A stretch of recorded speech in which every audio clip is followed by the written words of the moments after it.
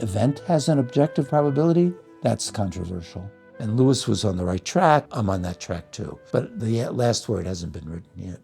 Hello and welcome. I'm Yazan and this is Parallax, Inside Creative Minds. What is a law of nature?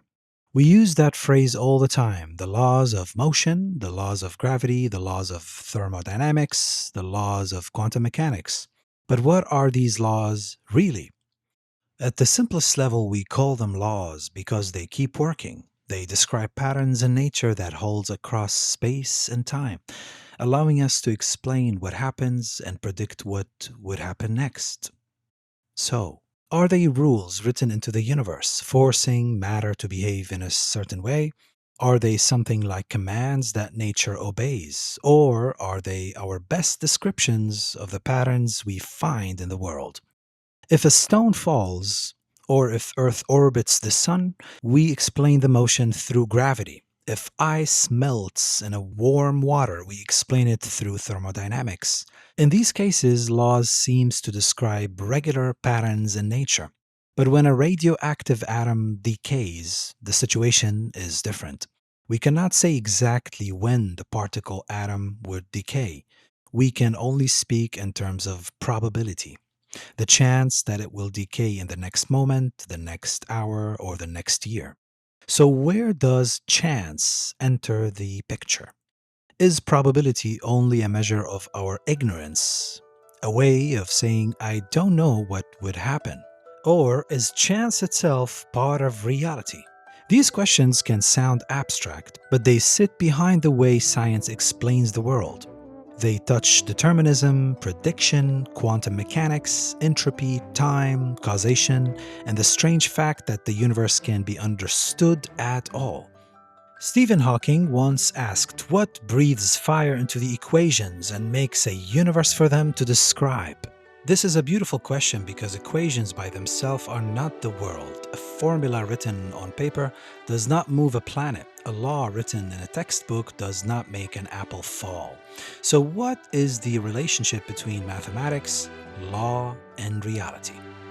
My guest today is Barry Lower, distinguished professor of philosophy at Rutgers University and one of the leading philosophers today working on the intersection of metaphysics, philosophy of science, probability, laws of nature, and the foundations of physics.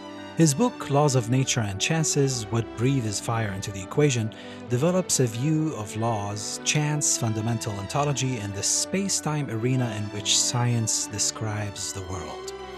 One of the central questions in his work is whether laws of nature are something that govern the world, something that stands above the event and makes them happen, or whether they are the most powerful and compact scientific descriptions of the total pattern of what actually occurs.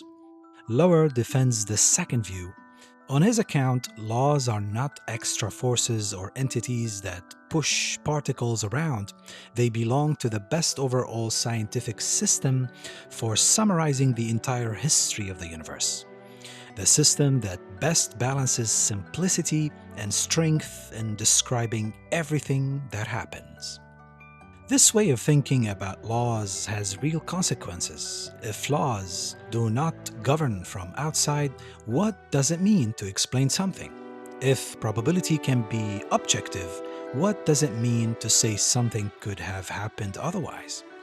If the fundamental laws of physics are time symmetric, why do we experience time moving from past to future? And if causation is not written directly into the basic equations of physics, why does cause and effect feel so unavoidable in ordinary life? What makes Lower's work especially fascinating is that it connects very abstract questions to the world we actually experience. Ice melting in water, ink spreading through glass, or planet moving through space, or a choice we might have made differently, and the feeling that time flows in one direction.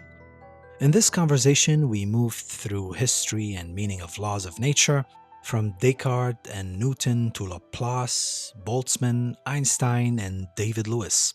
We talk about objective probability and chance, quantum mechanics and determinism, the difference between the micro world and the world we experience, Statistical mechanics, entropy, counterfactuals, and the block universe, the direction of time, and the question of whether causation is fundamental or part of the way science tells the story of the world.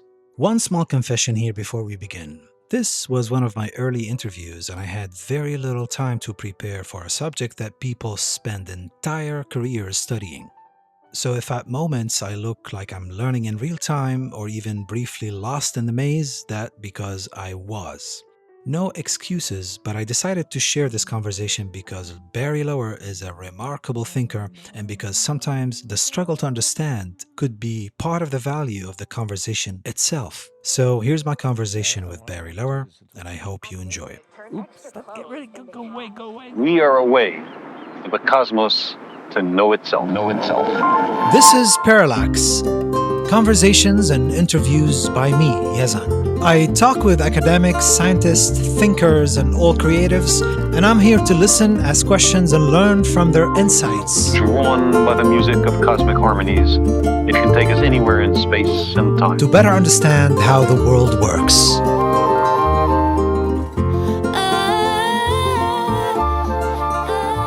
To learn about that. Okay, so Professor, thank you so much